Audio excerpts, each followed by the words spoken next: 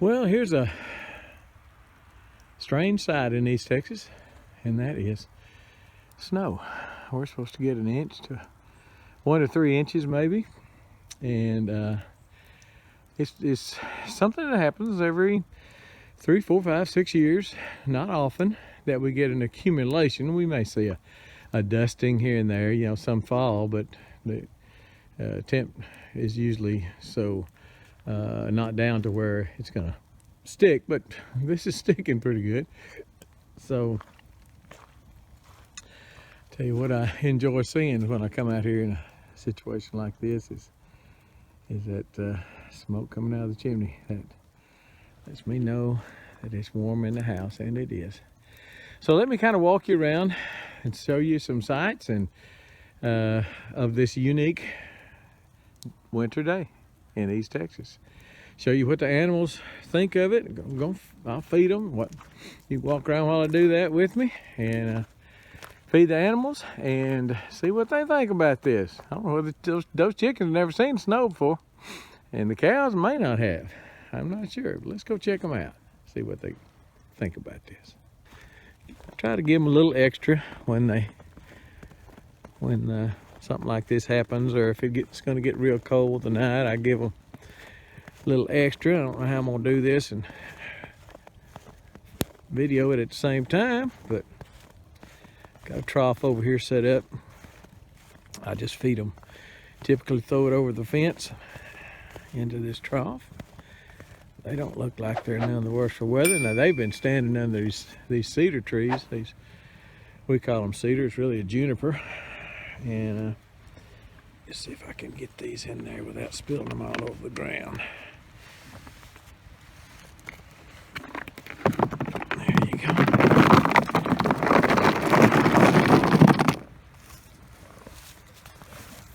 Come up here and eat them. They got a little snow on them. They've been staying up here under these trees, these cedar trees. Blocks a lot of snow off of them. And they'll do this in the rain also. But the compost piles over there are covered. This is just unique. Not that it's never happened before, but it seldom happens. And so anyway, let's go in here and get some chicken feed. Those are the nectarine trees, and they're of course all dormant now, covered in snow. And this is good for fruit trees, blackberries, heck, everything. All the fruit trees is to get a good dormancy going. And so let me step in here and get some chicken feed, and we'll go feed the chickens. Alright, I've got 2 different kinds of chicken feed. I keep lay pellets out for them all the time, but you got to replenish it. But I've got some in that one I've got a little combination. It's some hen scratch, which is maize and cracked corn, and I've got also some wheat in it. I opened up an old can of wheat I had just to see if it's how it looks and everything. I was cleaning out somewhere and I just didn't have room for it anymore. But I've been giving it to them. Certainly not gonna let it go to waste. But I don't know what to think about this, I bet you. Although it's staying clean, so they must have been running around quite a bit here for this to stay snow free, or for snow not to be accumulating here. Anyway, we'll go in there and give them, throw their feed in their bin, in their feeder. And also it's about 34 degrees out, so my freeze miser is running to keep the hoses from freezing. There's my onions. I started to put them inside yesterday and I didn't. I don't think this is going to hurt them, but there they are. And those are onions I planted from seed this year, which I've never done before. But I decided to do this year. and see how it goes. Close the gate there without letting them out, because they might want out. Okay. It is squishy and soggy and mushy. So let's feed them. And here, they've got nearly a full. I mean, they've got a lot of feed in there, but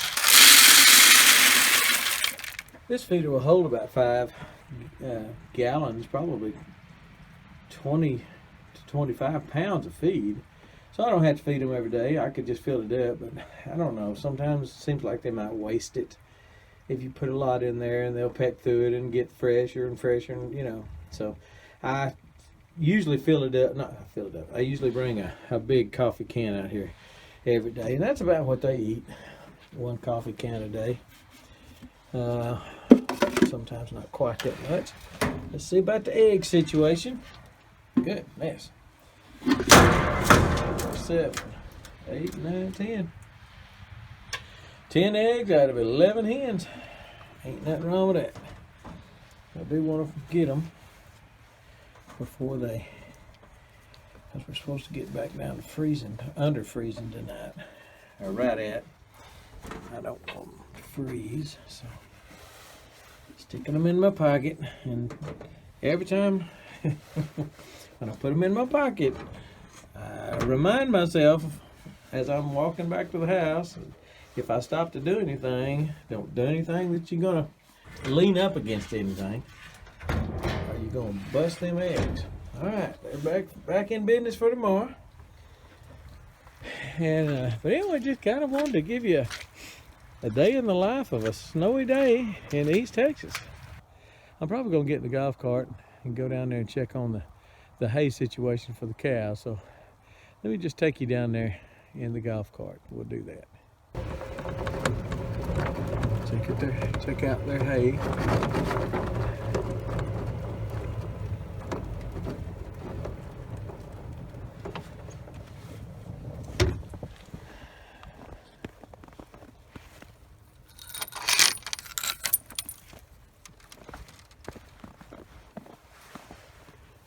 I'm just gonna bump that gate, open it,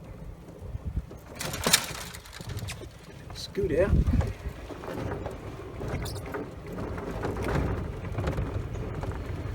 Well, the cows are all right. Got plenty of hay. I looked at their syrup tub and it's good.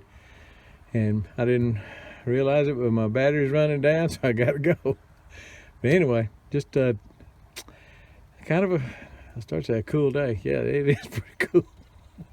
But a neat way to kind of kick off cold weather here in East Texas. It hasn't been very cold lately, so, or cold yet, and it's middle of January, 10th of January.